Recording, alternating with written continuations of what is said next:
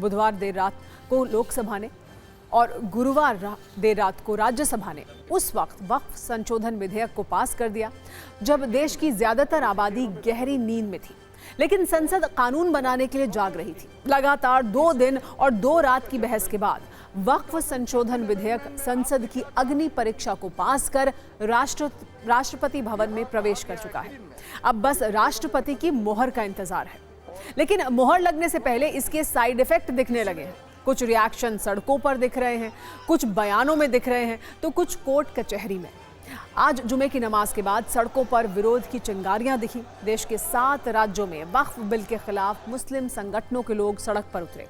कहीं सरकार के खिलाफ नारेबाजी हुई तो कहीं सड़क पर वक्फ बिल को रद्द करने की मांग हुई। कुल मिलाकर आज सड़क पर प्रदर्शन वाले ट्रेलर ने ये दिखा दिया कि ये पिक्चर सिर्फ संसद के बंद दरवाजे में खत्म होने वाली नहीं है, बल्कि ये लंबा चलने वाली है। हालांकि इन प्रदर्शनों के अलावा भी रिएक्शन सामने आए, जिसमें पहले नंबर पर चुनावी राज्य बिहार रहा, जहां वक्फ संशोधन विधेयक के पास होने के बाद सबसे पहले चुनाव होने हैं। जेडीयू के 3 मुस्लिम नेताओं ने अपने पद से इस्तीफा दे दिया है। इसके अलावा इस विधेयक के समर्थन पर संबल में एक व्यक्ति की पिटाई कर दी गई। All India Muslim personal law board यानी AIMPLB ने देशव्यापी आंदोलन की धमकी दी है। कांग्रेस नेता मोहम्मद जावेद और असदुद्दीन ओवैसी ने वक्फ बिल के खिलाफ सुप्रीम कोर्ट में याचिका दायर कर दी है। इन सब के बीच आज फिर से असदुद्दीन ओवैसी ने यह आरोप लगाया कि बीजेपी मुसलमानों से उनकी मस्जिदों को छीनना चाहती है, उन्हें खत्म करना चाहती है। सबसे पहले जेडीयू की बात करते हैं, जिसने न सिर्फ वक्फ बिल का समर्थन किया बल्कि संसद में कांग्रेस पर मुसलमानों को ठगने का आरोप भी लगाया। लेकिन जैसे ये बिल संसद के दोनों सदनों से पास हुआ, जेडीयू का एग्जिट गेट खुल गया और 2 मुस्लिम नेताओं ने इस्तीफा दे दिया। इनके नाम है कासिम अंसारी, शहनवाज मलिक और फिरोज खान। डॉक्टर कासिम अंसारी जेडीयू चिकित्सा प्रकोष्ठ के सदस्य थे। शहनवाज मलिक अल्पसंख्यक मोर्चे के प्रदेश सचिव थे, जबकि फिरोज खान नवादा जिले के सचिव थे। कासिम अंसारी बिहार के पूर्वी चंपारण जिले के ढाका विधानसभा से निर्दलीय चुनाव लड़ चुके हैं। उन्हें 499 वोट मिले थे, 500 से 1 वोट कम। ये उनकी अतिरिक्त पहचान भी है। कासिम अंसारी ने इस्तीफा देने के बाद नीतीश कुमार के नाम एक चिट्ठी भी लिखी है। उनकी ये कोशिश है कि शहादत को थोड़ा बड़ा दिखाएं, लेकिन जेडीयू उनके इस्तीफे से ज्यादा विचलित नहीं है, बहुत भाव भी नहीं दे रही है। जेडीयू के प्रवक्ता नीरज कुमार कह रहे हैं कि 499 वोट लाने वाले कितने बड़े हैं ये सब जानते हैं। हालांकि आरजेडी को इसमें काफी राजनीतिक प्रॉफिट दिख रहा है, इसीलिए आज आरजेडी ने नीतीश कुमार पर काफी नुकीला हमला किया। आरजेडी की तरफ से सोशल मीडिया पर एक पोस्ट किया गया। इसमें नीतीश कुमार काली टोपी और संघ की यूनिफॉर्म में दिखाए गए और लिखा गया आरएसएस सर्टिफाइड मुख्यमंत्री नीतीश कुमार। मामला इतने पर नहीं रुका है। सोशल मीडिया के जरिए तो नीतीश कुमार पर हमला हो ही रहा है। तेजस्वी यादव खुद मीडिया के सामने आए और यह आरोप लगाया कि जेडीयू अब बीजेपी हो गई है। दूसरे के हमलों का जवाब देना तो जेडीयू के लिए आसान है, लेकिन पार्टी के बड़े गुलाम रसूल बलियावी अपनी ही पार्टी पर सवाल उठा रहे हैं। वो कह रहे हैं कि कल संसद में सब बेनकाब हो गए, सेक्युलर और कम्युनल में अब कोई फर्क नहीं रह गया है।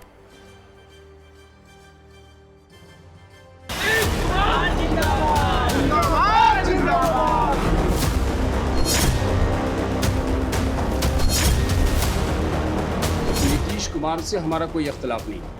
इख्तलाफ इस स्टैंड से है कि वो वक्फ बिल की हिमायत कर रहे हैं या मुखालफत कर रहे हैं। अगर हिमायत कर रहे हैं तो हम उनके खिलाफ। कासिम अंसारी बेचारे को 3,21,111 वोट में 499 वोट आया, 499। आई देश भर के नेता हो गए। जज्बात फैला करके वोट की चिंता करिएगा, हम वोटर की चिंता करें। कल रात पार्लियामेंट में सब के सब नंगे हो गए और ये वाज़ेह हो गया कि अब कॉमनल और सेकुलर और कॉमनल दोनों में कोई फर्क नहीं। पूरी ताकत के साथ उस वक्त तक इदारी शरिया लड़ेगा अपने उलमा आवाम को लेकर, जब तक के पुख्ता और मुस्तहकम औकाफ के अमलाक के तहफ़्फ़ुज़ की राह में निकली है। दरअसल मसला यह है कि गुलाम रसूल जैसे लोगों की दुकानदारी से बंद हो जाने वाली है। ये लोग वफ़ की 38 लाख एकड़ ज़मीन को हड़प कर उसकी दुकानदारी दलाली करते थे, उसको उन्होंने व्यवसाय बना दिया था। एक भी मुस्लिम बच्चा बताइए पूरे देश में जो कि वक्फ की आय से कहीं पढ़ाई कर रहा हो, कहीं उदाहरण नहीं मिलेगा। ये सब उसको अपना बपूती समझकर अपने लिए उपयोग करते थे। नीतीश कुमार के दोहरी नीति की वजह से मैं इस्तीफा दिया हूँ। सारे प्रदेशवासियों को मैं ये कहना, जो भी मुस्लिम इससे जुड़े हुए इनसे अलग हो जाए और अपना राह खुद देखें। कोई मुसलमानों का रहबर नहीं है, ये झूठा है, मकारी है, इससे अलग। जदयू अब जदयू नहीं रही है, वो भाजपा हो चुकी है। जो लोग जदयू को चला रहे हैं वो भाजपा से हाथ मिला लिए हैं, और जो समाजवादी लोग बचे हैं जदयू में, जो धर्मनिरपेक्षता को मानने वाले लोग हैं, अब तो उनसे कहेंगे कि कड़ा स्टैंड लें। आज नीतीश जी व्यक्तिगत तौर पर एज ए मैन आज भी वो सेकुलर है, मैं उस पर सवाल खड़ा नहीं कर सकता, लेकिन जो स्थिति है अब नीतीश कुमार जी के हाथ में जदयू नहीं है। आप समझिए, जदयू कहीं और शिफ्ट कर चुका है, जो बीजेपी की पूरी आइडियोलॉजी उनके साथ।